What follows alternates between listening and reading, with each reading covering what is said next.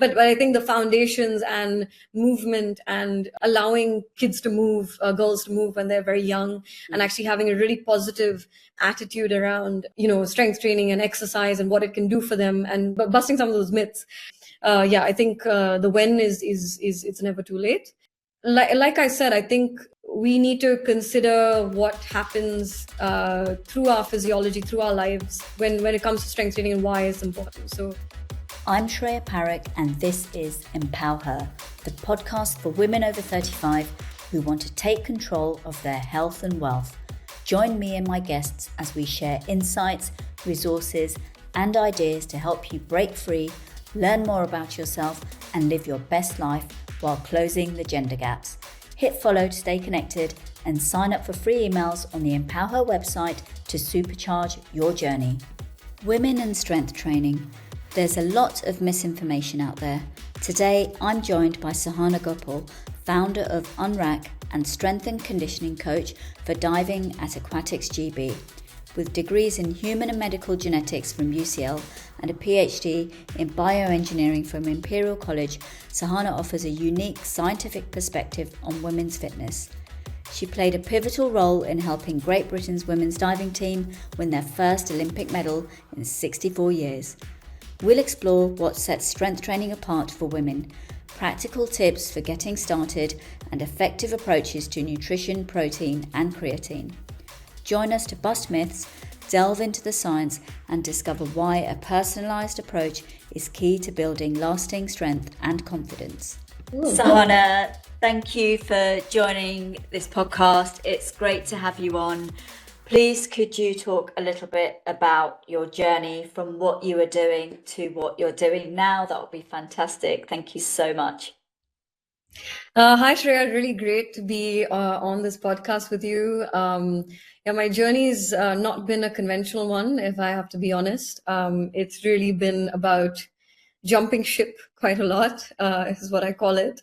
So for me, I grew up in Bangalore. I was born in Bangalore, in India. I moved over to the UK when I was 18 for university. Always had, a big interest in medicine and how the human body works. I ended up studying genetics at UCL, and then kind of transitioned into being. I wanted to be a doctor. Got rejected multiple times from med school applications, and then I found myself actually really enjoying research, and I went on to do a PhD in kind of biomedical science, bioengineering, and I think for me, growing up in India was really kind of like a very well-rounded experience. I played a lot of sport as a kid. And for me, I feel really lucky that I could have done that, because sport gave me so much without realizing. So early on, it taught me how to handle the toughest conditions, not having fear of failure, like the team element, and all these things I never realized when I was playing sport. Badminton was my sport to a very high level in India growing up, without any role models around me. But that whole thing came back to me when I actually had an ACL tear, so that's a ligament in your knee, and essentially snapped it while I was playing badminton. Just before I started my PhD, and kind of sport just kind of became very, very important to me at that point in time. And I found myself at crossroads where, there was something at the back of my mind saying that sport was for me, and I had to kind of pursue it and move into that area. So what happened towards the end of my PhD, or kind of during, I was doing a lot of like certifications. I was training people. I was, having fun with it along the way, being almost like a scientist when it came to strength and conditioning as a hobby, pretty much. So kind of training myself, training other people, learning more about how bodies can actually perform, how muscles can actually build, how ligaments and tendons work in cohesion to actually improve physical performance.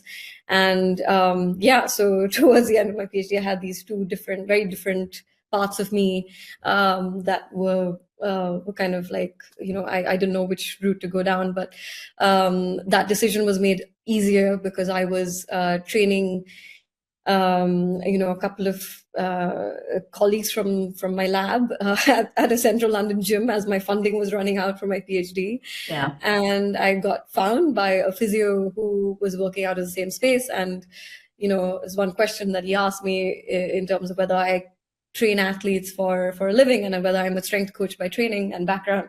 I was like, not really. But that conversation turned then into an interview, and I found myself working with Aquatics GB, primarily with diving. So I have been a strength and conditioning coach for British diving now for close to 7 years. And I work on the high performance world class program. So coming off a couple of Olympic cycles, I think back to making that decision of, I have nothing to lose here. It's okay to pursue this because it's just giving myself a chance to pursue that hobby that was always knocking at the back of my mind. And yeah, I have absolutely no regrets. It's been an incredible journey to be part of someone's performance, especially on an Olympic stage, but also just in that whole development stage from being a very young athlete to actually finding that world-class performance. So yeah, just really pleased to be part of that. And yeah, I think for me, it's always been not just one thing. So I started with this job in strength and conditioning, and for all the pressures of all the people who know you're doing a PhD would give you, it's about, how could you leave academia? How could you? What are you doing with your PhD? And that kind of definitely did get to me, and I started to look for other roles that I could contribute in some way or form as a scientist, and essentially found myself working at a startup which hadn't started up yet. So we were really kind of just building the database for female exercise physiology, which worked really well in terms of my own kind of connection with the side of things of working with female athletes as well. So there's a really great carryover in terms of what I was reading and researching, being able to apply that in some context. And actually make a difference, because the crazy thing is that we have very little research on women in general, whether that's medical research or any other, but particularly sports science. We're talking about close to only the 6% of all sports science research being done exclusively in women, and it's not that all the other studies exclude women, but we aren't kind of looked at in a different light.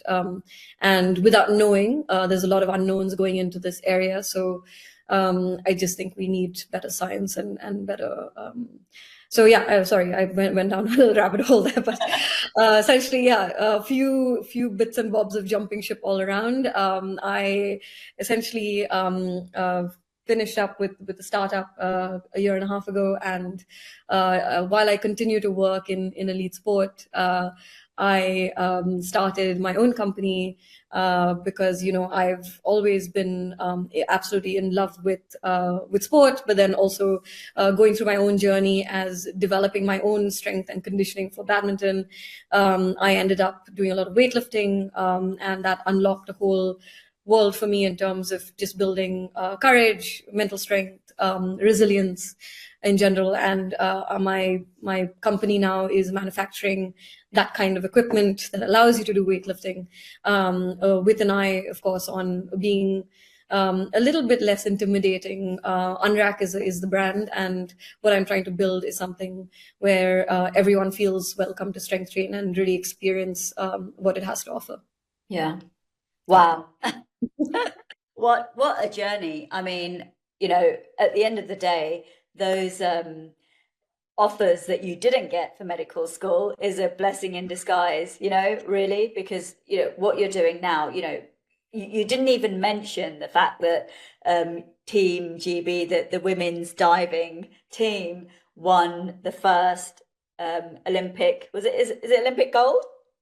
No, Olympic bronze, actually. Olympic bronze. Yeah, in a very long time. Yeah. Yeah, I mean, that is amazing. You know, you and your team, like you achieved that since you joined. That you forgot to mention that. But yeah, what an amazing journey. I think it's great. And the reason why I have you on this podcast is because your journey highlights all the different aspects that I want to talk about in terms of women's fitness. You know, you're a scientist, you've got the research, you're building a startup that focuses on strength training and the weights that you're actually making the weights and building the weights, creating it. So the first question I want to ask you is women and fitness. Is there a different approach to women? Because women's bodies are very different to men's, and if there is a different approach, what is that and why is that? Yeah, and that's a great question. I think, in the recent, like I would say the last 10 years has been this like kind of like a big boom in kind of women's health and fitness as a big, everyone now knows there's much less research. Women, have to be seen differently in terms of, what they're doing, because we have, of course, it comes down to hormones, right? So if we look at the basic difference is that we have a divergence when we hit puberty. We essentially have these female sex hormones that come into play, and they have to be respected. I would say more than anything in terms of what they do for us, because like testosterone, what it does for men, estrogen does for women. And when we look at kind of like what women have been told historically, and they've not been allowed to compete in a lot of sports. They've not been allowed to, lifting heavy weights, especially, if you're pregnant or whatever it is. People have told, like there's a lot of fear mongering around general movement in terms of, oh, it's going to wreak havoc on your hormones, or it's going to kind of not be good for your fertility or whatever it is, right?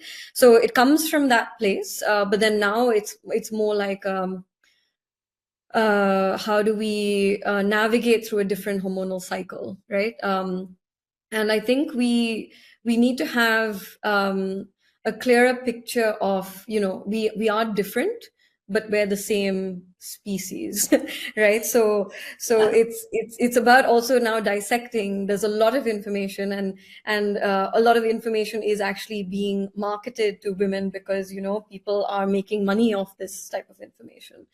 So we need to be quite careful with how we say, hey, no, we know for sure that women need to train differently.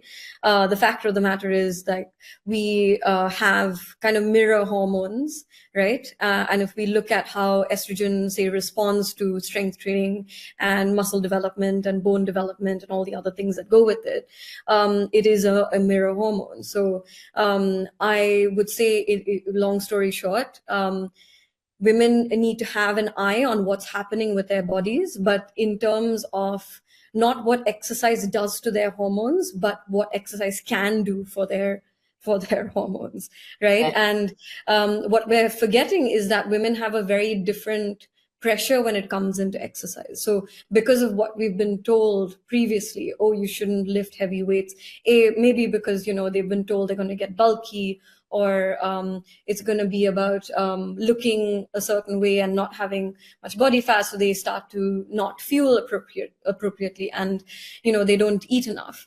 So they're going into training sessions where they don't eat enough, and they're not doing what they need to be doing because of the fear of what it will do to their bodies, and that has now gotten mixed with the hormonal cycle, and now you're saying, okay, now you need to do even less because we're telling you that you're normal and you're strong for 2 weeks of the month, and then we're telling you that you're weak for 2 weeks of the month.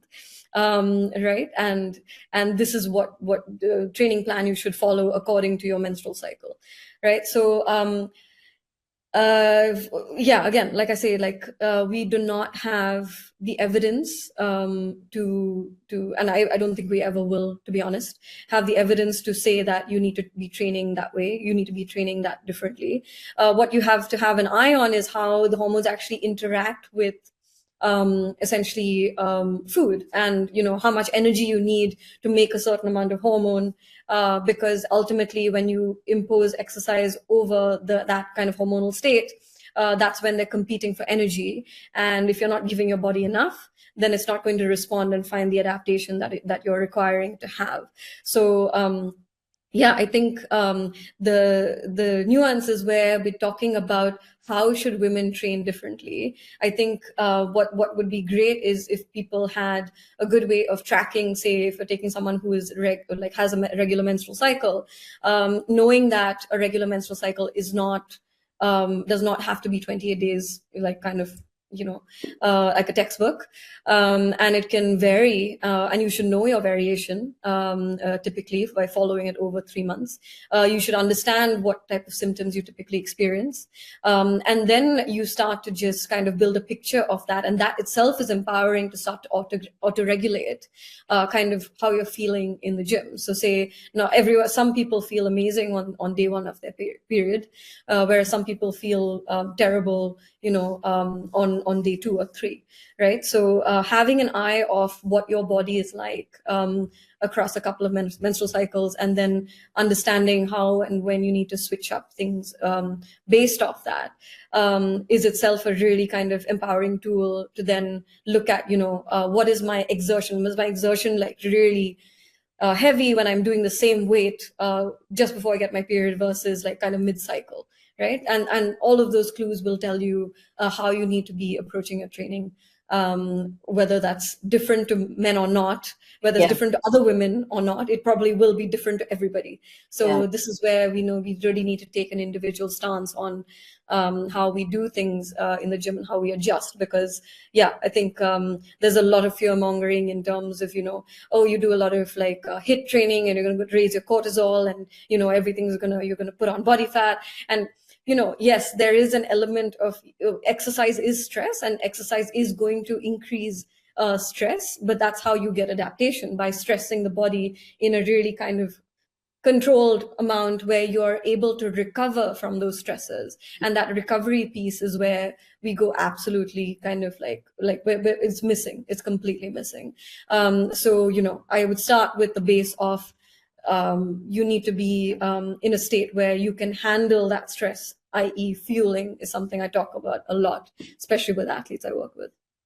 So would you say, you talked a bit about the menstrual cycle, so I will give myself as an example here. So there have been times where I can't even recall, because I haven't monitored my menstrual cycle, which is something I keep saying I'm going to do, but I haven't got down to it yet.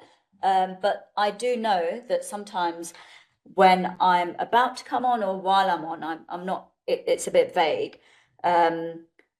I can't lift the same weight that I did, a few days ago, or whatever that might be. I'm struggling. I'm thinking, and then I clocked on, oh, it's because of this. But if it's linked to your menstrual cycle, is it still possible to lift that same weight?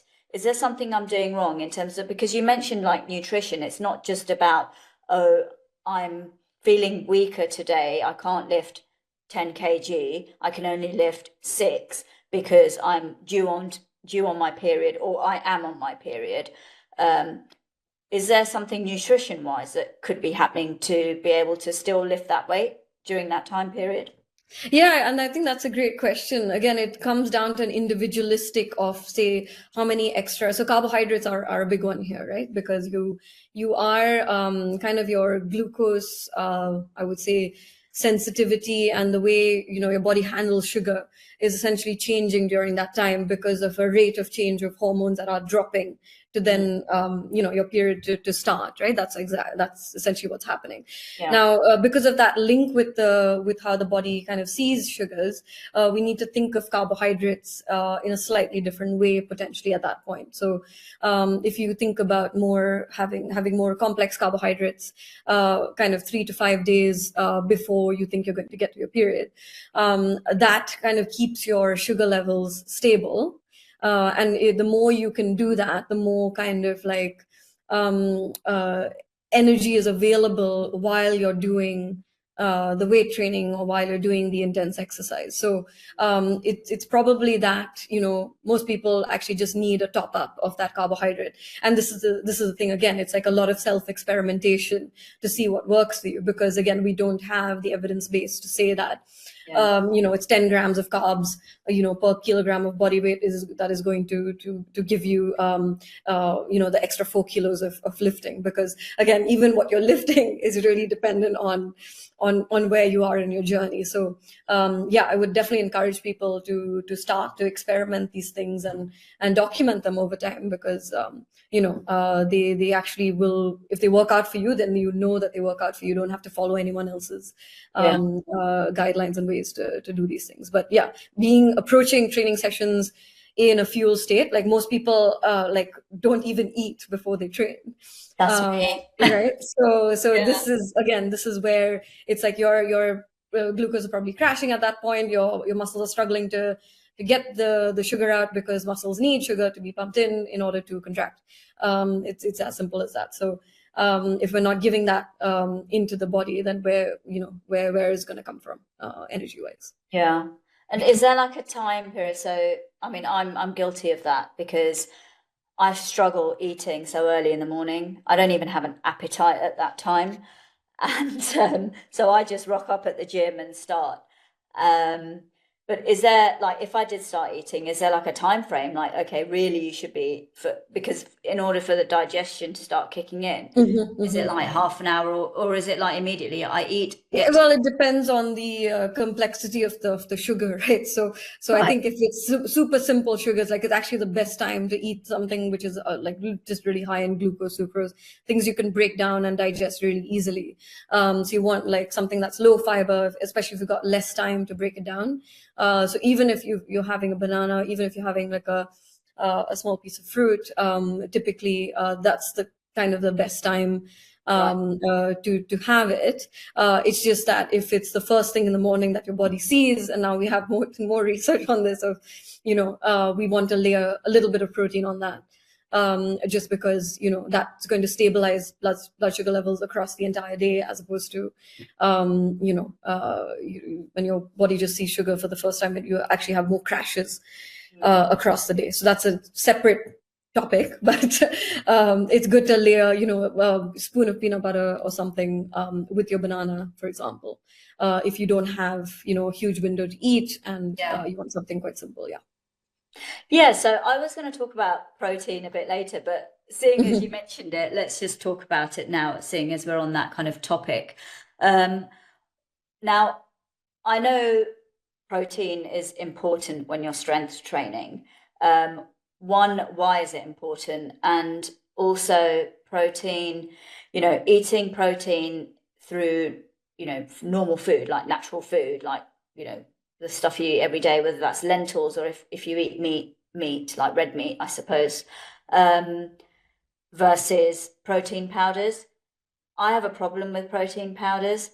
I find them, it's my own personal problem. I'm not saying there's anything wrong with protein powders, but I find it difficult. I can't engage my brain with having a powder that looks artificial, diluting it and then drinking it and thinking, right, I've got my protein now.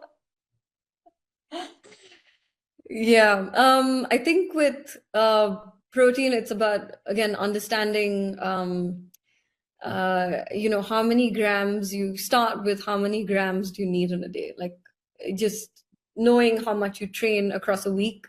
You need a certain amount to basically be able to recover also, right? So to get adaptation, to recover properly, you need a certain number of grams per day. And that kind of ranges anywhere between, safe amounts would be anywhere from 1.5 times your body weight in grams up to around 2.2 if you're training like kind of really heavy. So if you weigh 60 kilos, that's, you could take in 120 grams a day. Now, if you look on kind of packaging of products, which now every second product says high protein, I would encourage you to actually look at the number of grams, right? Because, I've just thrown out a figure here of 120 grams for a 60 kilo body weight person. And your standard sized egg, for example, has about 6 grams or 7 grams of protein. A large egg is probably 7 grams of protein. So if you put that into context, you think it's actually pretty difficult to get that amount of protein in, especially if you're training hard. So this is something that we need to be cognizant of, and then that's why people supplement on top with the protein powder. Now, with the protein powders, you get lots of different types, but if you think about a gold standard protein, protein is basically made up of a string of things called amino acids, right? And without going into too much detail, there are some amino acids which are more important than others, in the sense that your body can't produce them on its own. We need it from external sources. And typically they are the highest in things like whey protein, in terms of animal products, animal proteins and things like that. And these amino acids that we can't make, within that there's another bunch of amino acids, 3 of them, which are incredibly important for recovery, from the recovery standpoint, because they actually build bridges between muscle fibers, right? So if you have to think about it. And these 3 amino acids are now sold in cans as BCAAs, which are essentially branched chain amino acids. Now you see people just drinking these BCAAs without having a clue what they actually are. But essentially what you're looking for when you figure out, okay, I need these many grams of protein, within that protein, what is the quality? And that's when you look at, okay, I have about, how many grams of BCAAs within the protein do I have?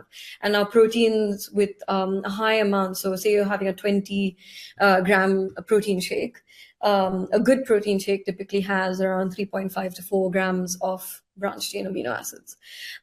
So you want to be able to find that quality within the quantity of the protein that you're taking in.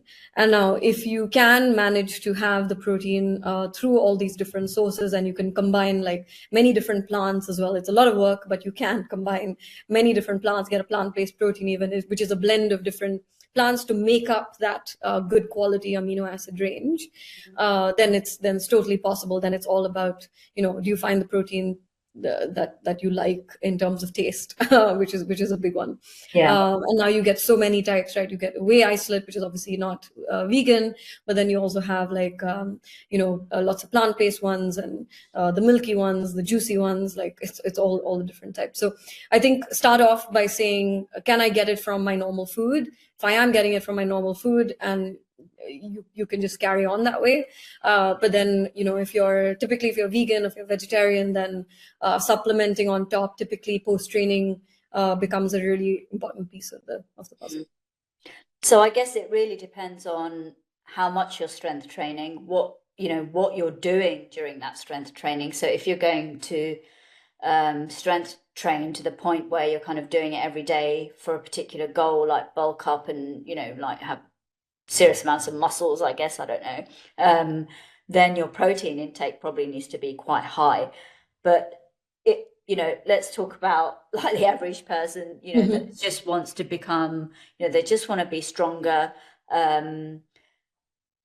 for whatever reason. And I think it just applies the same way. It's not that essentially, it's not that if you suddenly eat 2 times your body weight in grams of protein a day, you're not going to inflate with muscles. that doesn't happen. It's actually very, very difficult for women to build that kind of muscle. Like the amount of training volume you need, and in combination obviously with the nutrition, it's very, very difficult. But I would say even if you're doing endurance training, you still need the protein from a recovery standpoint. It's not so much from a laying down new building bulky muscle standpoint. Now this becomes about, if I do a 10K run today, there is some amount of muscle breakdown, there is some amount of DOMS, is all the things that happen, right?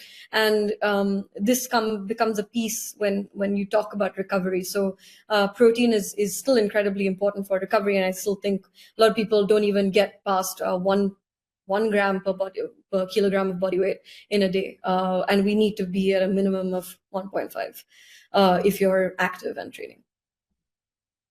Right. Okay. So, I mean, that's quite a lot that's quite a lot of protein to get, because if one egg has like 6-7 grams and you've got to reach like 1.5 times your body weight, that, I mean, Yeah. how do you even do that with like food that you eat on a daily Yeah, basis? and this is the thing. Now it's about like going in and saying, yeah, what are the different sources I can have? If I have a piece of chicken breast, what does that have?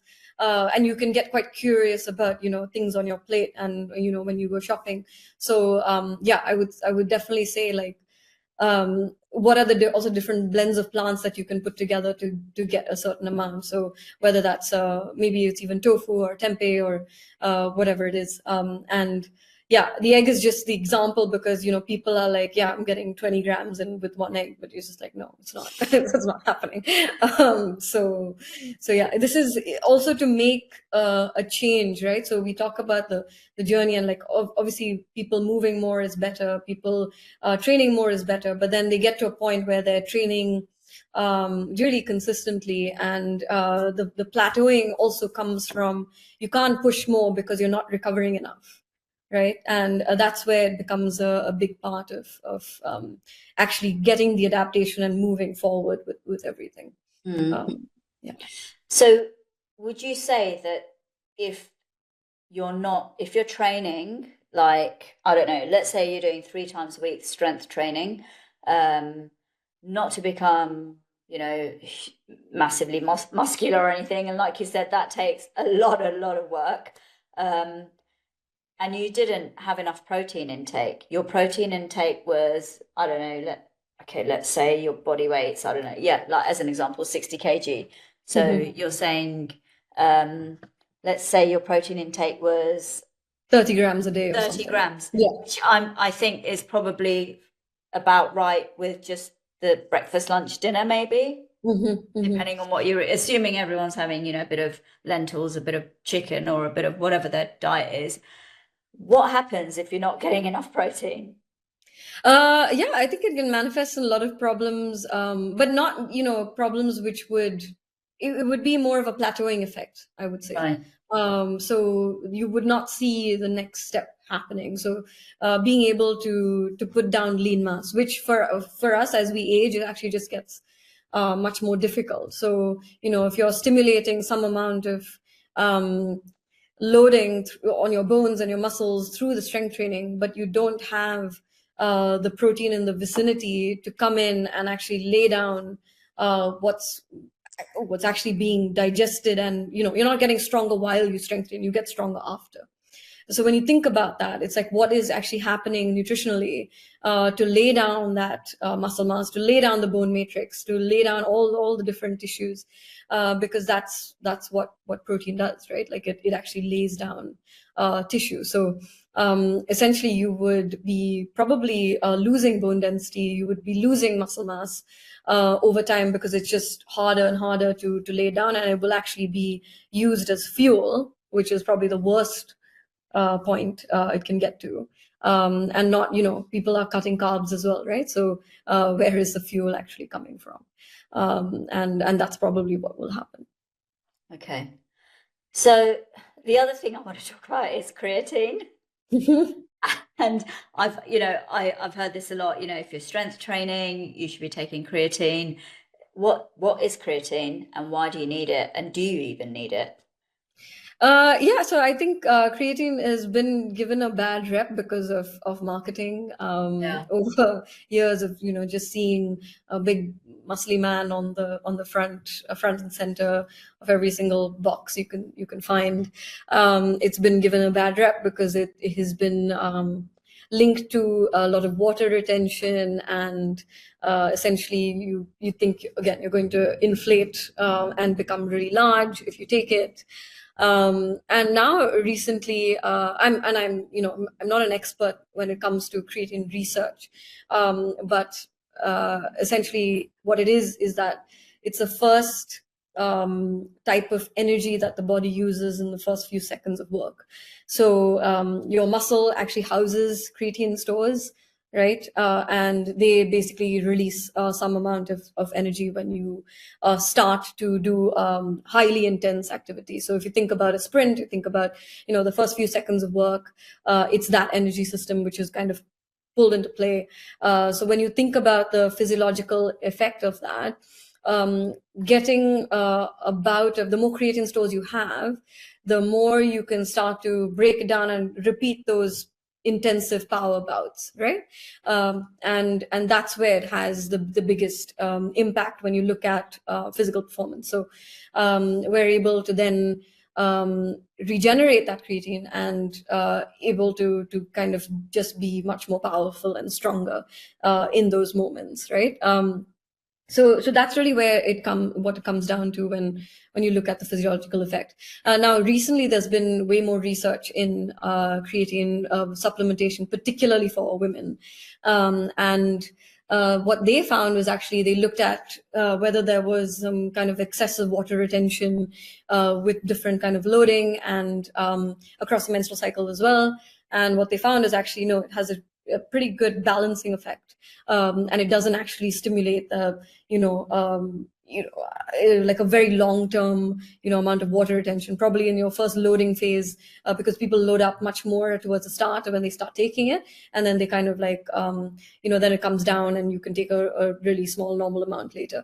And what they found is actually there's no big effect on retaining water and being bloated and all of these things. And I myself I've taken creatine now for a year and a half, 2 years, and it's almost like when you do weightlifting, particularly, it's just been a superb supplement. Now, there's also been a lot of like research on brain health and effect of creatine supplementation on that. So in terms of cognition, you're seeing benefits, and I think recently there's been some studies on pregnant women as well, and there you have some benefits as well. So I think all around, it's really one of those which is given a bad rep.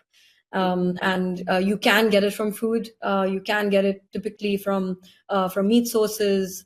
I think we just need to be cognizant of how much is coming in from your regular diet, and can you get that from your regular diet? But yeah, that's my stance on it. What kind of plant-based foods can you get it from if someone's vegetarian or vegan? I'm actually not sure because I supplement and I've never really looked into that, and I don't think you can. I don't think you can. Yeah, but I guess I'm definitely not an expert. Yeah. No, I guess the key thing is to really kind of do your research, whatever diet you're on and stuff, and even in terms of the protein intake, it is an individual thing in terms of how much you need, how much you're training, and there's a lot of factors at play here. It's not just a case of I need 2x protein intake according to my body weight. It may not be the case. Yeah, and I think it's a habit of I think it's very overwhelming, and this comes down to just eating more, right? For women in general, I think it's just really overwhelming to hear these numbers of like 1.5 or 2 or whatever it is, and even with the carbohydrates in terms of like how much you should be eating. And actually it's not going to work if you just tell someone, hey, you just need to be having this much. It's more about how you then tailor and start to introduce gradually, right? Because your body's going to be in a kind of shock. Where you don't want to suddenly just increase everything. This is more about, okay, can I increase it by, say, depending on where you're at, like 10% to 20%, a week on week or every 2 days, and then see where you get to, and that's making it a goal as opposed to do this now. That will be a much better strategy to go with than just saying, freaking out and saying, hey, I need to do this right now, and being all yo-yo about it. So I think there's definitely one to to tackle in terms of like how we introduce like more protein, and then how we take that in. So it could be like a small fix initially of saying, I'm going to have half a protein shake this week, the days that I'm strength training. And then it could be, okay, I'm going to do that every day of the week, and then gradually building that in. Or it could be like, starting with your protein first in your meal, right? Because, I get this question a lot in terms of like, how do you just maintain your weight? I've stayed the same weight, I think, I put on a couple of kilos of muscle for sure, but relatively just stayed the same weight for about 10 or 12 years now. And, I then start to notice my own habits of eating, and it always starts with the veg and the protein, and then there's the carbohydrates that follow, but then it's about the portions, and it's about readjusting some parts of your plate, and then looking at, okay, how many meals can I actually do that with? And then building a kind of like a goal, and building towards that goal, as opposed to just kind of having to do it from today. So yeah, and then you'll feel the benefits, because I think with everything and the consistency of it all, like, it's like, how did you get yourself to train 3 days a week? Right? Like it came from somewhere. You probably started once a week, and then you saw some results, and then you built it up to 3 or 4 times a week now. And it's the same thing with the food as well. I think you need to see the benefit of how you feel in your training. Now, if you start like having maybe 100 calories worth of carbohydrates before you're going to get your period, and then you go into the gym, and then you can lift those 10 kilos now, you're probably going to buy into that way more than someone sitting across the table telling you, hey, you need to like eat these many grams of protein. So I think it really comes down to that individual just like kind of figuring out as you go and making small changes, and then it leading up to a consistent, because the buy-in comes in only when you see the results. Yeah, absolutely. I think with the training and linked to like not being able to lift when you're during your period, or after your period, or just before, whatever that situation is for you, I think it's really important now to make sure that you have had something to eat, or at least even experiment, but maybe that could be it, rather than the case of me thinking, oh, I'm on my period, that's why I can't lift it, and just leaving it at that. And just leaving it. Yeah. And that's what exactly. I do. Now I just think, oh, it's because I'm on my period and I can't lift that same weight, so I'll just lift less, and instead of thinking, actually, maybe I will eat something, like whatever that might be, before I leave, and then see what happens and see if I can lift it. Yeah, totally. And it's about creating that change and not having too many things to change at once. And that goal setting has to be really clear, because only you have a picture of what you're doing right now and where you want to make that improvement. Like, what is that one improvement you want to make with your training schedule, or with your health, or with your fitness, and then it's about picking that one thing that's really important to you, and then trying to see that change first before you start to change multiple things at once. Yeah, absolutely. Yeah, because for sure, when you start doing everything in one go, you may do it for a few weeks or maybe even a couple of months, and then you start going, you can't sustain it. Whereas if it's slow, like, doable, and you build on that, then you're more likely to succeed. So obviously, we're talking about strength training in particular here. Why is strength training important for women, and why should women be doing it, and from when, really? From when? Oh, wow. Okay. From when, I'll probably start there. From the youngest age possible, but it's never too late. Right. It always, from as young as possible.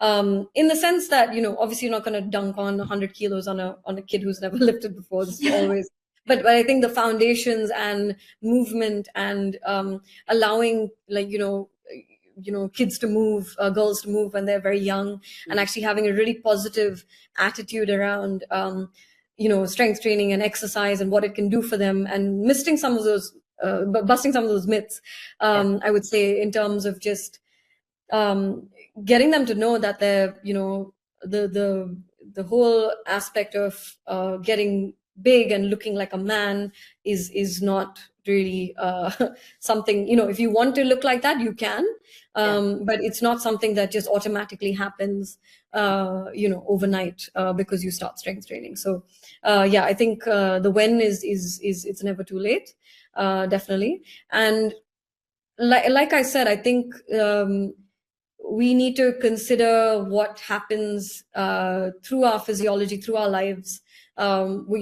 when it comes to strength training, and why it's important. So if you look at menopause and what happens, essentially it's like these two sex hormones that we've had for most of our lives, which contribute to us having menstrual cycles and things.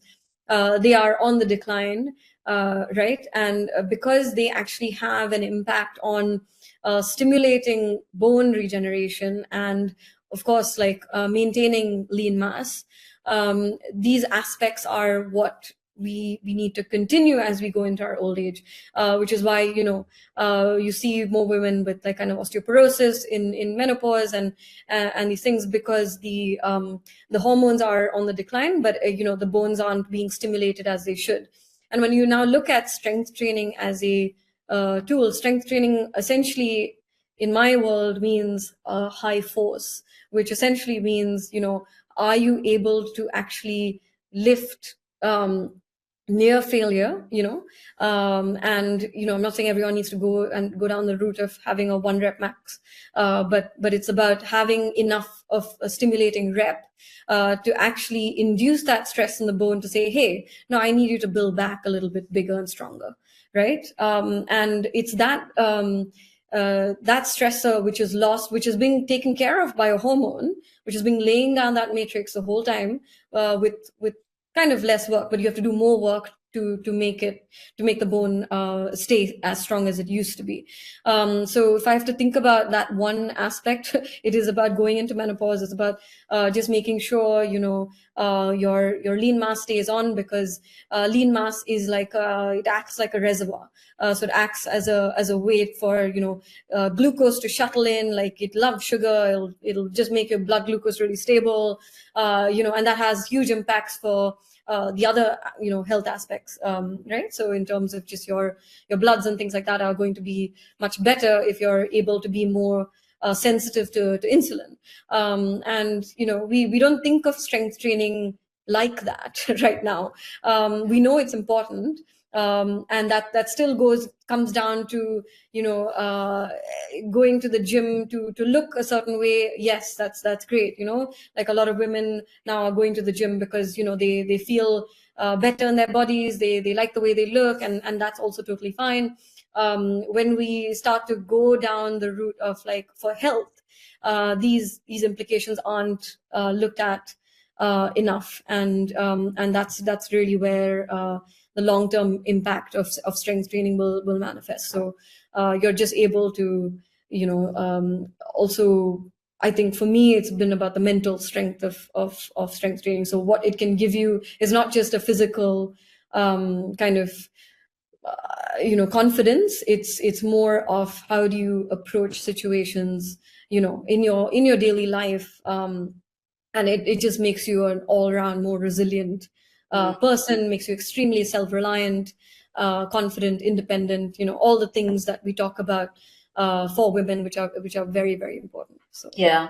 So I think we touched upon this last time we spoke, about the fact that if you're going on a run, like you're a runner and you run once a week, twice a week, 3 times a week, whatever that thing is, or you're cycling, or I don't know, playing badminton, whatever that thing is that you're doing, but not strength training, how can that have an impact on your body? Because I'm of the view that if you're running or doing a sport of some sort, but your muscles aren't strong enough to cope with that running, surely that's not a good thing. Yeah, and I think I guess the audience, if you're well past 30 or 35, and you still play a sport that you're used to when you were a kid, or you still go out for a run, or whatever it is, the rate of injuries may have like suddenly come up. The number of niggles you get, all these things, like, suddenly start to come together, and you're like, why? And that's just because of essentially a loss of capacity. So when we do any sport, or we go out for a run or whatever it is, it's all about how much the capacity of the muscle is to be basically be able to endure that activity, right? So it's not about the pavement being bad for your knees. It's more about your calf strength and capacity of your calf is probably not enough to handle the load that you're giving it. And where strength training comes in, and that's why I'm in a job called strength and conditioning. We do it with all athletes, and I would say strength and conditioning, it really is built around the sport, right? So what we do is we look at the needs of the sport in terms of what's happening. We look at the needs of the athlete. We put those things together, and then we come up with a plan of how, not just how athletes are going to perform on the stage. It's more about how they're actually going to cope with all the training they need to do within the season. So if you think about it, if you can increase the capacity of the muscle to do that type of training, then your injury likelihood is probably going to get is going to go down, just because if you've basically filled up your entire tank, your muscles can do a lot more than working from a half empty tank. So if you can stimulate kind of physical attributes of the muscles, the tendons, the ligaments, for that sport that you're trying to do, and you can increase that threshold, then that's when we have a reduced risk of injury, and you're able to cope with more and more training. So with athletes, that's what we're always trying to constantly build that tank, because the better base, the more tools you have in your toolkit, you're able to kind of pull those out, and then just make sure that the athlete can actually do all the training for their sport that they need. So I would definitely say it doesn't need to be 5 days a week of strength and conditioning. We can go as few as 2 sessions or 1 session, and you'll still see benefits to all the other sport that you want to do. So I think reframing that whole thing of like, oh, I don't want to go to the gym and get big and bulky because I want to be able to run. That is a very, very old view, and now it's about people are starting to appreciate how much strength and conditioning actually provides for their sport, even in a recreational sense.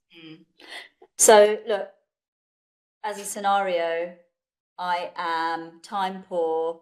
I work full time, I guess, and I have caring responsibilities, whether that's kids, elderly, or both.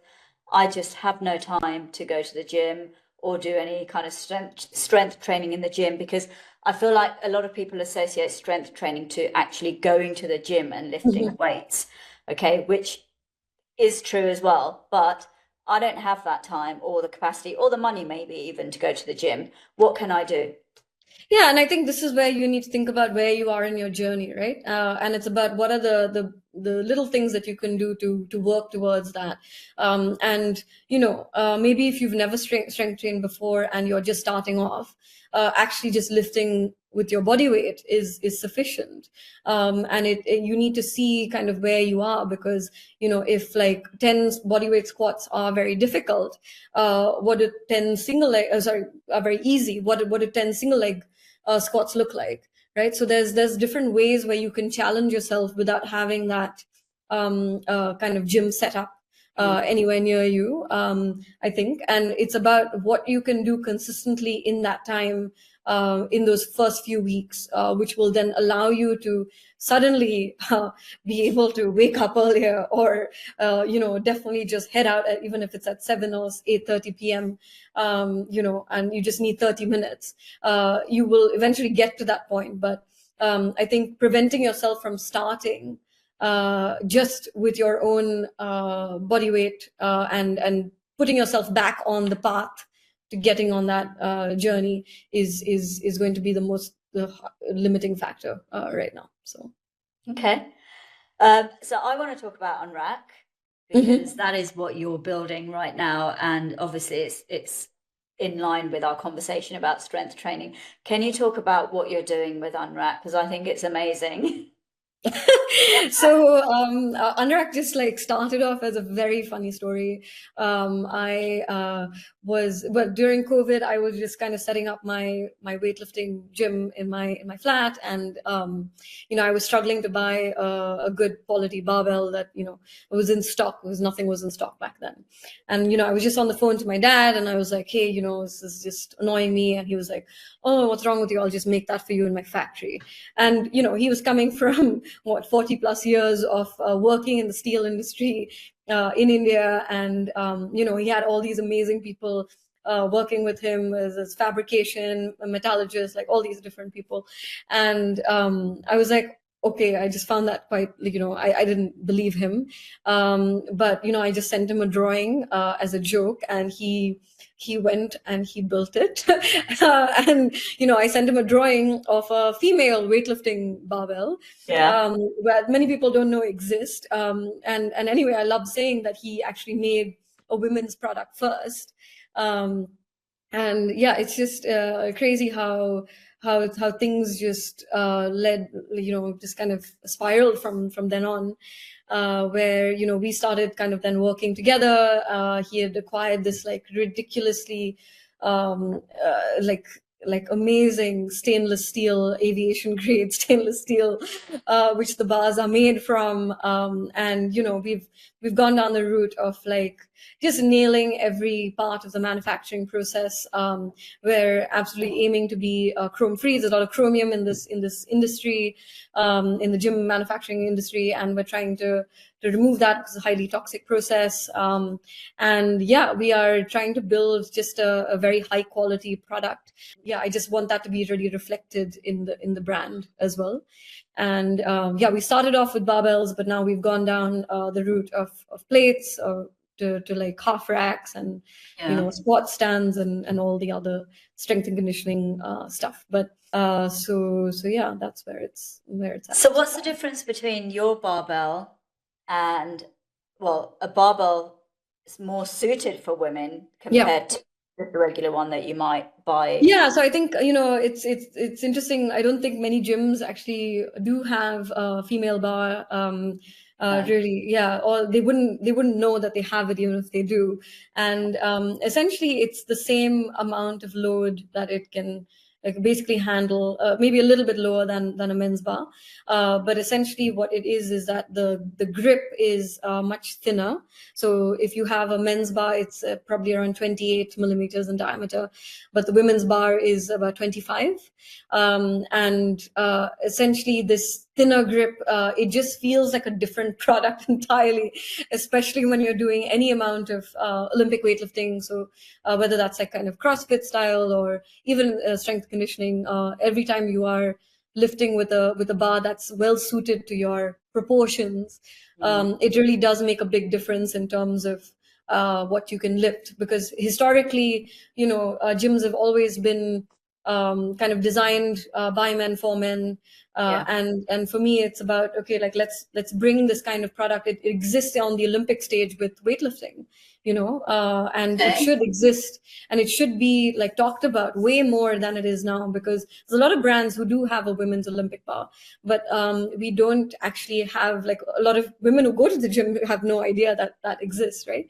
So yeah, I think actually having a product that's fit for purpose for that person lifting with it, for me is very important. And it's not to say that you're weaker, therefore you have a smaller product, because I've come across a lot of women before who are, they want to reach for the men's bar because they think it's they're stronger or whatever it is. But you can actually load up equivalent. If you're talking about 200 kilos or 300 kilos or 400 kilos, the bar can take the same. So it's just more about what's suited to your proportions and what you'll actually feel better lifting. Because when you get that bar over your head, it does make a massive difference. Wow. Yeah, look, I can't wait to see them in gyms around the UK. And there are quite a few gyms. I know, for sure, like Pure Gym, they have a women's section. Oh, yeah. To see like gyms that have female only sections, and to see products that are, geared for women instead of using, my hands are small, and when I hold the barbell, I'm struggling already because I'm a very small person anyway. But I know gripping onto it, and then eventually I do wear gloves, but even then I'm like struggling. So I think this is fantastic. Definitely. And also they come in what's different about them is the look as well. So they come in an absolutely beautiful brushed gold that, through my user research, like all the women prefer. So it's almost like a piece of jewelry. Yeah. Very nice. Might have to get them encrusted in diamonds or something. No, I'm joking. That was a joke, obviously. In terms of, I know this is like, geared for the gym and stuff, but if you don't go to the gym, can you, or will we be able to get it to bring to our homes? Yeah. I mean, as long as you have space, and I know that's not a thing in London. But, yeah, I know. Yeah, I mean the bars do. They are around 6.5 foot, so they are quite long. So if you can fit, a bar at home, there's no problems at all. Will you be kind of going into the dumbbell space too? Not yet. I think we really love to solve like really difficult engineering problems. And bars are one of them, just because it's just been incredibly difficult to get the grip on the stainless steel of that bar. It's if you look at it closely, they're almost like little volcano craters that create the grip on the bar. So to be able to get that imprint and actually engineer it exactly according to international weightlifting standards, we're trying to make it good enough to be on an Olympic stage. So that's amazing.